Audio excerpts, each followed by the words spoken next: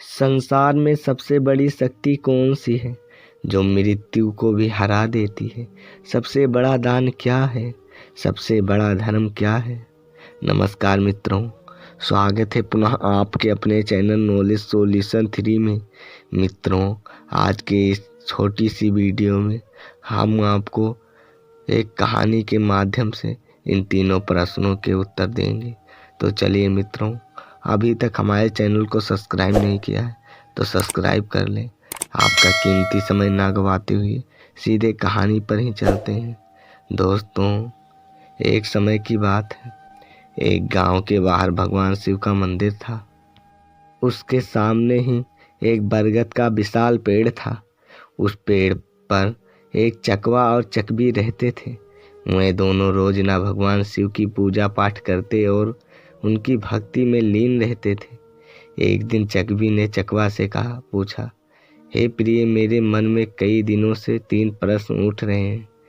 आज मैं तुमसे इन तीनों प्रश्नों के उत्तर जानना चाहती हूँ। मेरा पहला प्रश्न है, इन संसार में सबसे बड़ी शक्ति कौन सी है जो मृत्यु को भी हरा दे। और मेरा दूसरा प्रश्न है, सबसे बड़ा दान क्या है। और मेरा तीसरा प्रश्न है, सबसे बड़ा धर्म क्या है। फिर चकवी की बात सुनकर चकवा कहने लगा, हे प्रिय, मैं तुम्हें मेरी प्रत्यक्ष देखी हुई एक घटना सुनाता हूँ।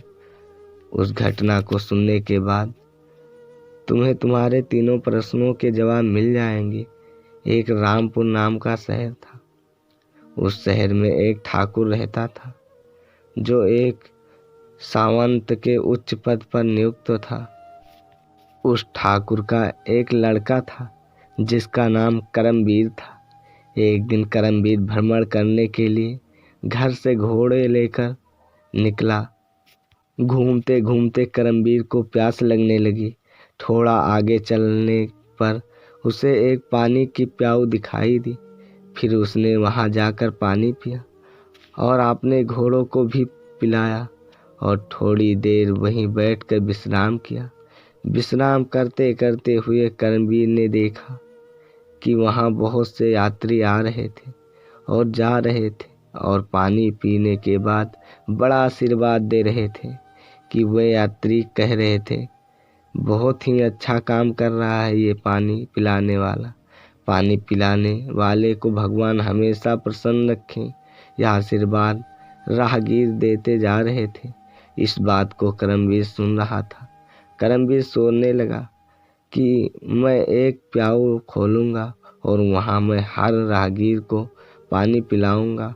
यह सोचकर करमवीर घर चला गया और अपने पिता सावंत से कहने लगा, पिताजी, मुझे किसी काम के लिए आपकी आवश्यकता है। तो ठाकुर कहने लगा, क्यों बेटे, क्या काम है। तब करमवीर ने कहा कि पिताजी, मैं पानी पिलाने के लिए प्याऊ खोलना चाहता हूँ। तो ठाकुर कहने लगा, हमारे घर में क्या कमी है, हम एक प्याऊ खुलवा देंगे और उस पर एक नौकर रख देंगे। तो वह करमवीर उस ठाकुर से कहने लगा, नहीं पिताजी, मैं अपने हाथों से पानी पिलाऊंगा। पिता पुत्र की बात मान लेता है और करमवीर के लिए पानी की प्याऊ की व्यवस्था करवा देता है। अब करमवीर एक ऐसे स्थान पर प्याऊ बना लेता है जहाँ 5 किलोमीटर तक कहीं पानी की व्यवस्था नहीं थी। वहाँ उस रास्ते पर जितने भी राहगीर आते, पानी पीकर आगे बढ़ जाते। फिर एक दिन 4 यमदूत एक मनुष्य की आत्मा को लेकर करमवीर के पड़ोसी गांव से जा रहे थे। फिर यमदूतों ने देखा कि प्याऊ बनी हुई है तो वे चारों अपना भेष बदलकर उस प्याऊ पर पहुंचते हैं। वहां जाकर उन्होंने पानी पिया। पानी पीने के बाद चारों यमदूत उस आत्मा को लेकर जाते हैं। उसके बाद जब भी यमदूत उस क्षेत्र में आते तो उस करमवीर के प्याऊ पर पानी पीकर जाते। फिर एक दिन करमवीर ने जब उन्हें देखा तो कहने लगा, भाई, तुम 4 दिन पहले आए थे, तुम अब कहाँ जा रहे हो और तुम कौन हो। तब वे चारों कहने लगे कि हम व्यापार करते हैं और इस रास्ते से 2-4 दिन में आते जाते रहते हैं। तब करमवीर उनकी बातों पर विश्वास कर लेता है और फिर करमवीर उन चारों का हर बार की तरह स्वागत करता है, मीठा ठंडा पानी पिलाता है। धीरे धीरे समय बीतने लगा और जब भी वे यमदूत यहाँ आते वह करमवीर उन्हें पानी पिलाता। अब चारों यमदूत करमवीर के मित्र बन गए। इसके बाद जब भी वे चारों यमदूत उस मार्ग से आते तो करमवीर की प्याऊ पर जरूर आते और वहाँ बैठकर उससे बातें करते और फिर चले जाते। अब करमवीर के विवाह का समय आया तो करमवीर ने अपने उन चारों मित्रों को निमंत्रण दिया। फिर वह चारों यमदूत उसके विवाह में सम्मिलित हुए। विवाह होने के बाद करमवीर अपने पत्नी को अपने घर ले आया। उसके बाद कुछ समय और निकला। फिर एक दिन यमराज उन यमदूतों से कहते हैं, कल ठीक 12 बजे तुम्हें एक करमवीर नामक व्यक्ति को लाना है। यमराज ने उन यमदूतों को 24 घंटे पहले ही बता दिया। अब वह चारों सोचने लगे कि करमवीर तो हमारा मित्र है, हम उसे कैसे लाएंगे। फिर वह चारों यमदूत करमवीर की प्याऊ पर जाते हैं और जहाँ करमवीर पानी पिला रहा था वहाँ पर जाकर चारों मनुष्य का रूप धारण करते हैं और करमवीर के पास आकर पानी पीते हैं। और पानी पीने के बाद वह चारों रोने लग जाते हैं। तब करमवीर उन्हें रोता देखकर उनसे पूछता है, हे मित्रों, तुम क्यों रो रहे हो? मुझे बताओ, मैं इस क्षेत्र के ठाकुर का पुत्र हूँ। अगर तुम्हें किसी ने सताया है तो मैं उसे दंडित करूँगा। फिर उनमें से कोई जवाब नहीं देता है। चारों एक दूसरे को देखने लगते हैं। उनमें से एक छोटे वाला यमदूत सबसे ज़्यादा रो रहा था। करमवीर उससे कहता है, मुझे बताओ कि तुम क्यों रो रहे हो, आखिर क्या हुआ है? फिर वह छोटा वाला यमदूत कहता है, मित्र क्या बताऊं, हम चारों कोई मनुष्य नहीं है, हम चारों यमदूत हैं। हम जब भी इस क्षेत्र से किसी की आत्मा लोक लेकर जाते हैं तो तुम्हारी प्याऊ पर पानी पीने के लिए आ जाते हैं और धीरे धीरे तुमसे हमारी मित्रता हो गई। यह सुनकर करमवीर भयभीत हो गया। फिर सबसे बड़ा छोटा यमदूत कहने लगा, हे मित्र, आज ठीक 12 बजे तुम मृत्यु को प्राप्त हो जाओगे। हमारी मित्रता के मोह के कारण ही हमें रोना आ रहा है। यमराज ने हमें आज्ञा दी है कि मैं सर्प बनकर तुम्हारे सिर पर डसूंगा और यह जो 3 मेरे बड़े भाई हैं या तुम्हारे प्राणों को लेकर चले जाएंगे। फिर करमवीर कहने लगा, मित्र, जब मेरी मृत्यु का समय आ ही चुका है तो तुम्हारे रोने से क्या लाभ? इसमें भला तुम भी क्या कर सकते हो? मैं मृत्यु से नहीं डरता हूँ, मैं तुम्हारे साथ चलने के लिए तैयार हूँ। फिर चकवा कहता है, हे चकवी।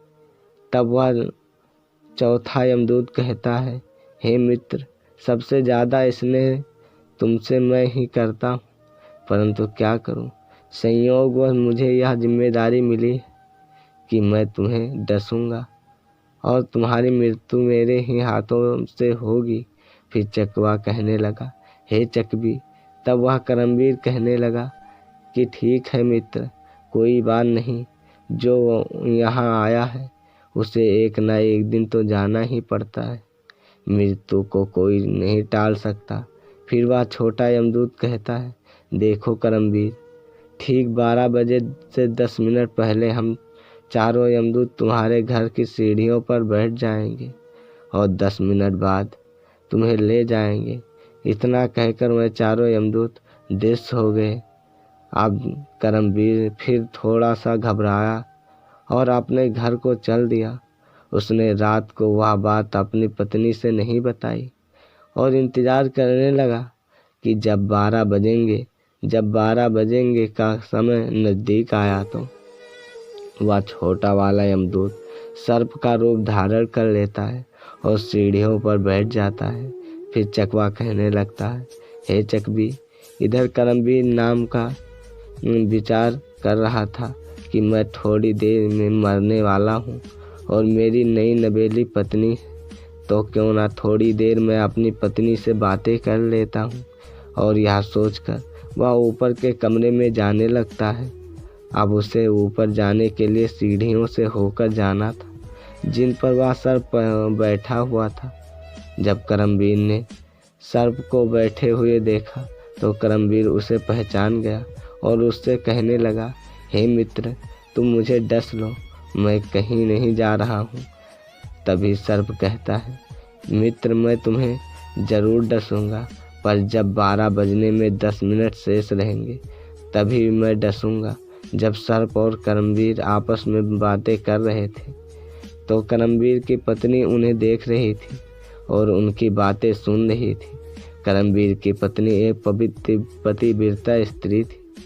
उसका पति व्रत धर्म उजागर हो गया और वह ईश्वर से प्रार्थना करने लगी, हे प्रभु, मेरे विवाह को अभी 10 दिन का समय भी नहीं हुआ है और यह क्या घटित होने वाला है। फिर चकवा कहने लगा, हे चकवी, वह एक राजपूत की पुत्रवधू थी। उसने 36 प्रकार के व्यंजन भोजन बनाने में और उसी शहर में एक बहुत ही गरीब व्यक्ति रहता था और वह उस गरीब के एक लड़की थी जो 9 महीने की गर्भवती विधवा थी। वह अपने गरीब पिता के घर में रहती थी क्योंकि उसके ससुराल में उसके पति के मरने के बाद उसका कोई सहारा नहीं था। और जिस दिन करमवीर को वह सर्प ने डसने वाला था उसी दिन उस लड़की के एक नवजात शिशु पैदा हुआ और वह लड़की जिसके प्रसव हुआ था उसे बहुत जोर से भूख लगने लगी थी। तो वह लड़की अपने माता पिता से कहने लगी, मुझे बहुत तेज भूख लग रही है, मुझे कुछ खाने को दीजिए। तो पिता कहने लगा, बेटी, मेरे पास खाने के लिए कुछ नहीं है, मैं तुम्हें भला क्या दे सकता हूँ। ऐसे में वह लड़की बोली, यदि तुम खाने को नहीं दोगे तो यह तो बच्चा मेरे गर्भ से पैदा हुआ है, मैं इसे खा जाऊंगी। फिर चकवा कहने लगा, हे चकवी, प्रसूति के समय की भूख बहुत ही तेज होती है। जब उस गरीब व्यक्ति ने यह बात लड़की के मुंह से सुनी कि मैं इस बच्चे को खा जाऊंगी तो वह पिता कहने लगा कि बेटी, तुम रुको, मैं जाता हूँ, अगर कोई कुछ दे देगा तो खाने के लिए अवश्य लेकर आऊँगा। उस लड़की का पिता भिक्षा मांगते हुए चला जा रहा था। जो कोई उसे देखता तो वहीं दरवाज़ा बंद कर लेता। इस प्रकार चलते हुए वह व्यक्ति इसी ठाकुर के मोहल्ले में के पास आया जहाँ करमवीर उसका कालसर्प बनकर बातें कर रहा था और उसकी पत्नी छत से उसे देख रही थी और ईश्वर से प्रार्थना कर रही थी। तभी वह मांगने वाला आवाज़ लगाता है, मुझे कोई भोजन दीजिए, मेरी लड़की को प्रसव हुआ है, उसने एक नवजात शिशु को जन्म दिया है और मेरे पास उसको खिलाने के लिए कुछ नहीं है। वह नवजात शिशु को खाने वाली जब यह बात करमवीर की पत्नी ने सुनी तो वह सोचने लगी, कुछ समय बाद मेरा पति मर जाएगा और मैं विधवा हो जाऊंगी और मुझे अपने पति के साथ सती होना पड़ेगा, तो यह भोजन किस काम का आएगा जो मैंने बनाया है। इस भोजन को मैं इस भिखारी को दे देती हूँ। फिर उसने वह भोजन उस गरीब व्यक्ति को दे दिया। तब भोजन को लेने के बाद वह गरीब व्यक्ति वापस उसके घर चला जाता है और जब तक करमवीर और सर्प बातें कर रहे थे तब तक वह गरीब आदमी जाकर उस भोजन को अपनी लड़की को खिला देता है, 36 प्रकार के व्यंजनों को। जब उस लड़की ने भी जी भर के खा लिया तो उसने पूछने लगी, पिताजी, आज इतना अच्छा भोजन किसने दिया। जब उसके पिता ने कहा कि बेटी, हमारे गांव के ठाकुर साहब की जो पुत्री वधू है उसका विवाह अभी कुछ ही दिन पहले हुआ था, उसने ही मुझे यह भोजन दिया है। तो वह लड़की कहने लगी, हे भगवान, उसका सुहाग अमर रहे। उस लड़की ने आत्मा से आशीष दिया कि उस औरत का सुहाग अमर रहे।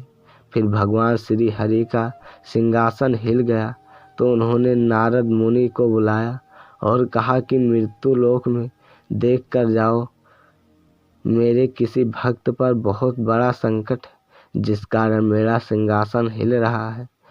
तब नारद मुनि भगवान श्री हरि की आज्ञा के अनुसार देखते हैं कि भगवान का सिंहासन क्यों हिल रहा है, तो वह देखकर बताते हैं कि एक बिल्कुल भूखी आत्मा जिसने कुछ समय पहले एक नवजात शिशु को जन्म दिया था, वह भूख से व्याकुल थी। उसे भोजन मिलने के कारण उसने अत्यंत आत्मा से यह कह दिया है कि भोजन देने वाली औरत का सुहाग अमर रहे, अर्थात उसका पति जीवित रहे।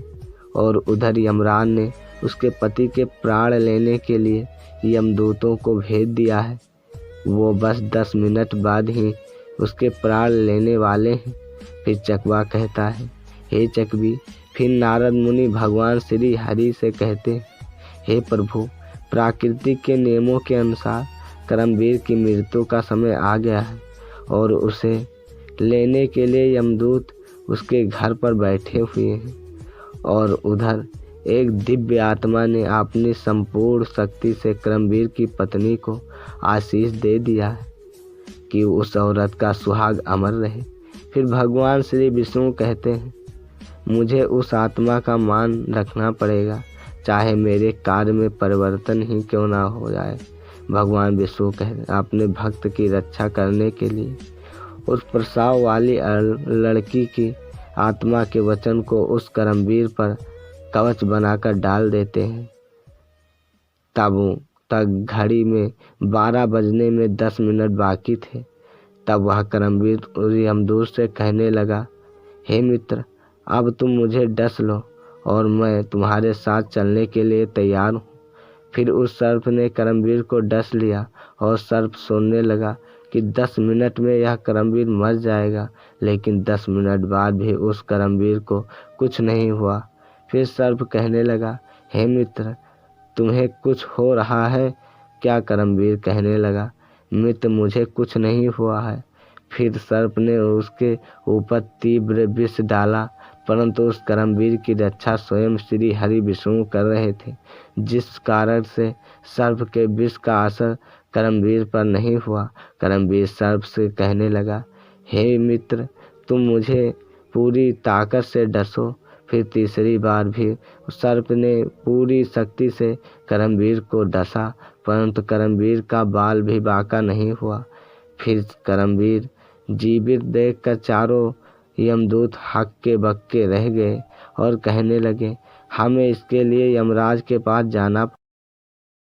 हे यमराज, हमने बहुत प्रयास किया, परंतु उस कर्मवीर नामक व्यक्ति पर जहर का असर नहीं हुआ। फिर यमराज ने अपनी दिव्य शक्ति से देखा कि उस कर्मवीर के शरीर से 3 जगह से रक्त बह रहा है, लेकिन कर्मवीर को कुछ नहीं हुआ। तभी यमराज भगवान से विष्णु के पास पहुंच जाते हैं और कहते हैं, प्रभु, मैं अपने पद से इस्तीफा देना चाहता हूँ। भगवान से विष्णु कहने लगे, क्यों, क्या हुआ? तब यमराज ने कहा कि प्रभु, प्राकृतिक के नियम में परिवर्तन हो गया। जिस व्यक्ति की मृत्यु का समय आया, वह व्यक्ति 3 बार प्रवाह करने से भी नहीं मर रहा है। इसका क्या कारण है? तब श्री विष्णु उन्हें समझाते हैं, हे यमराज, यह आत्मा की शक्ति है। फिर यमराज कहते हैं, प्रभु, यह आत्मा की शक्ति क्या होती? तब भगवान श्री विष्णु कहते हैं, यदि कोई व्यक्ति अपनी अंतरात्मा से किसी दूसरे व्यक्ति को आशीष या श्राप दे देता है, तो उसको झूठा करने की शक्ति मेरे अंदर भी नहीं होती है, चाहे फिर मुझे उसके लिए प्राकृतिक के नियमों में परिवर्तन क्यों ना करना पड़े। फिर भगवान से विष्णु कहते हैं, हे यमराज, जरा ध्यान से देखिए, एक ऐसी गरीब औरत जिसका पति उसे 2 महीने पहले ही छोड़कर मर गया हो, जो अपने पिता के पास रह रही हो और पिता के पास भी खाने को कुछ नहीं मिले, और जिसने कुछ समय पहले ही एक शिशु को जन्म दिया था, उसे भोजन नहीं मिल रहा था। उसकी आत्मा भूख से बिलबिला रही थी। वह अपने नवजात बच्चे को खाने को तैयार थी। उसको भोजन उपलब्ध कराया उस कर्मवीर की पत्नी ने, और उस औरत ने उसे ऐसा आशीष दिया कि उसका सुहाग अमर हो जाए। मुझ में आग्रह होकर जो व्यक्ति आशीष या श्राप देता है, मैं उसके वचन को कभी झूठा नहीं होने देता हूँ। हे यमराज, इसीलिए तुम्हें कर्मवीर की आयु 100 वर्ष और बढ़ानी होगी। फिर यमराज कर्मवीर की आयु को 100 वर्ष बढ़ा देते हैं। फिर चकवा कहता है, हे चकवी, तुम्हारा पहला प्रश्न था कि सबसे बड़ी शक्ति कौन सी है जो मनुष्य को भी हरा देती है।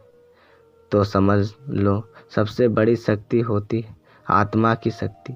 यदि कोई व्यक्ति आत्मा से आशीर्वाद या श्राप दे दे तो उसे ईश्वर भी नहीं टाल सकता।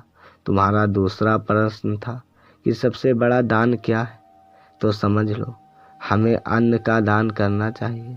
अन्न का दान सबसे बड़ा दान माना जाता है। भूखे को भोजन कराना सबसे बड़ा दान होता है। तुम्हारा तीसरा प्रश्न था कि सबसे बड़ा धर्म क्या है, तो समझ लो, जहाँ आवश्यकता हो उस स्थान पर दिया गया दान सबसे बड़ा धर्म होता है। उससे बड़ा कोई धर्म नहीं होता। जहाँ आवश्यकता है वहाँ आप दान दीजिए। उस समय उससे बड़ा कोई धर्म नहीं होता है। जहाँ पर आवश्यकता नहीं है उस समय आप दान कर रहे हो तो वह दान बड़ा नहीं माना जाएगा और फलीभूत नहीं होगा, और बिना आवश्यकता के आपका हजारों रुपए दान का दिया व्यर्थ चला जाएगा। अगर वीडियो अच्छा लगा हो तो चैनल को सब्सक्राइब कर लें और चलते हैं नेक्स्ट वीडियो में। तब तक के लिए श्री कृष्णा।